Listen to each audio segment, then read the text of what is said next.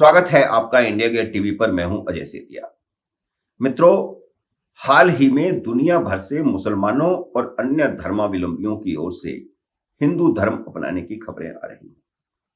पाकिस्तान से भी इस्लाम छोड़ने की खबरें आ रही हैं, लेकिन उन्हें किस प्रकार प्रताड़ित किया जाता है कि वह पासपोर्ट बनवा करके, गलत नाम से पासपोर्ट बनवा करके देश छोड़ रहे हैं और कई जगह पर कनाडा में या इंग्लैंड में या अमेरिका में जाकर के बसे हैं। और आप यूट्यूब पर जाकर के देखेंगे तो आपको अनेक ऐसे वीडियो मिलेंगे, अनेक ऐसे यूट्यूब चैनल मिलेंगे जो एक्स मुस्लिम्स की ओर से चलाए जा रहे हैं।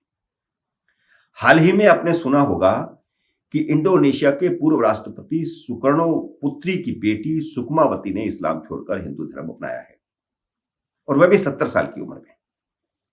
इससे पहले उन्होंने एक बार एक कविता लिखी थी जिसमें इस्लाम की खामियों के बारे में कहा गया था। वो एक तरह से इस्लाम के खिलाफ मानी गई और उनके खिलाफ जो वहां पर वातावरण बना, उन पर ईश निंदा के आरोप लगे और उनको नोटिस दिया गया और अंततः उन्हें माफी मांगनी पड़ी थी।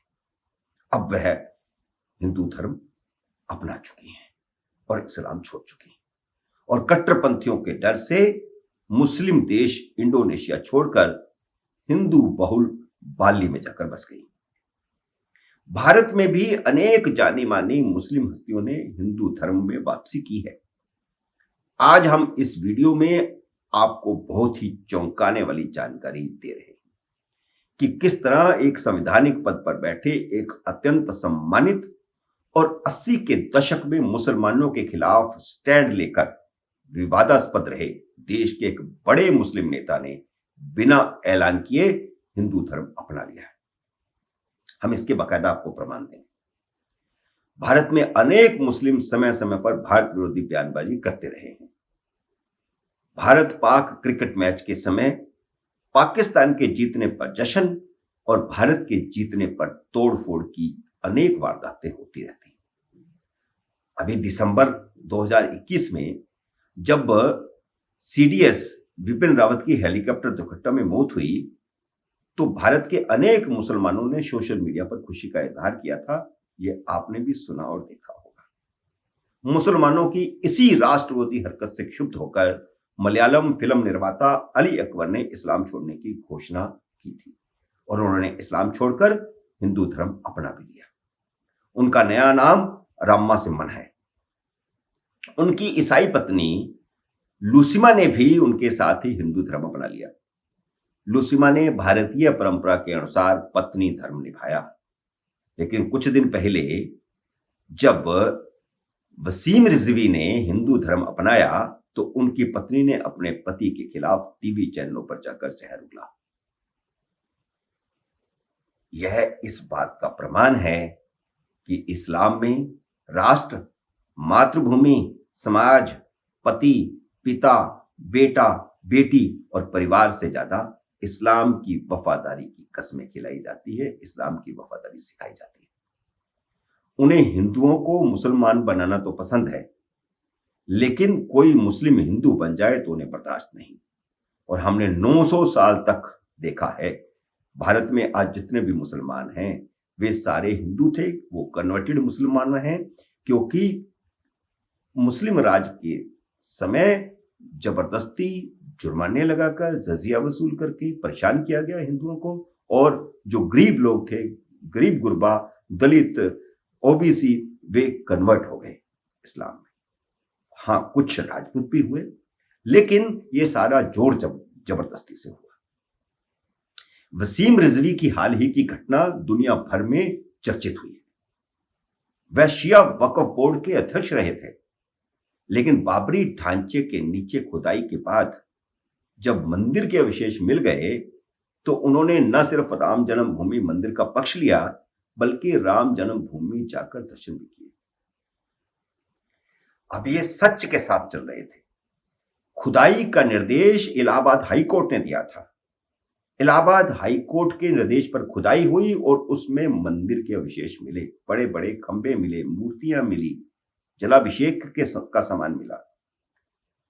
राम जन्मभूमि के बारे में अनेक मुसलमानों की राय बनी कि अब यह जमीन छोड़ देनी चाहिए। अब हम फिर वसीम रिजवी पर आते हैं। उनका विरोध तभी से शुरू हो गया था। और इसके बाद उन्होंने कुरान में और हदीसों में लिखी गई विद्वेष फैलाने वाली, हिंदू विरोधी, काफिर विरोधी, सारे हिंदुओं को वो काफिर कहते हैं, जो इस्लाम को नहीं मानता वो सब काफिर है, और मूर्ति पूजा विरोधी 26 आयतों को कुरान से बाहर करवाने के लिए सुप्रीम कोर्ट में एक याचिका डाली। याचिका ये थी कि ये इस तरह की आयतें हैं जिससे मानवता विरोधी वातावरण बनता है, समाज में विद्वेष फैलता है, सांप्रदायिकता होती है। तो इससे क्षुब्ध होकर मौलवियों ने उन्हें इस्लाम से बाहर करके उनका निकाह भी खारिज कर दिया था। तब जाकर के उन्होंने हिंदू धर्म अपनाने का फैसला किया और बाकायदा विधि विधान के साथ वो हिंदू बन गए। अब आपको सुनाते हैं वह चौंकाने वाली घटना जिसका जिक्र मैंने शुरू में किया था। केरल के राज्यपाल आरिफ मोहम्मद खान का वह वीडियो सामने आया है जिसमें वह उज्जैन के महाकालेश्वर मंदिर में पूजा कर रहे हैं। यह 8 जनवरी की घटना है। उन्होंने बाकायदा पूजा अर्चना की, मंत्रोच्चारण किया, शनि भगवान का पटका पहना, भगवान शिव का पटका पहना, माथे पर तिलक लगवाया, प्रसाद ग्रहण किया और भगवान शिव से प्रार्थना की कि दुनिया कोरोना मुक्त हो। कोरोना मुक्ति के लिए उन्होंने वहां पर पूजा अर्चना की। अब जिसकी भगवान शिव में आस्था होगी वही तो भगवान के चरणों में जाकर कुछ मांगता है।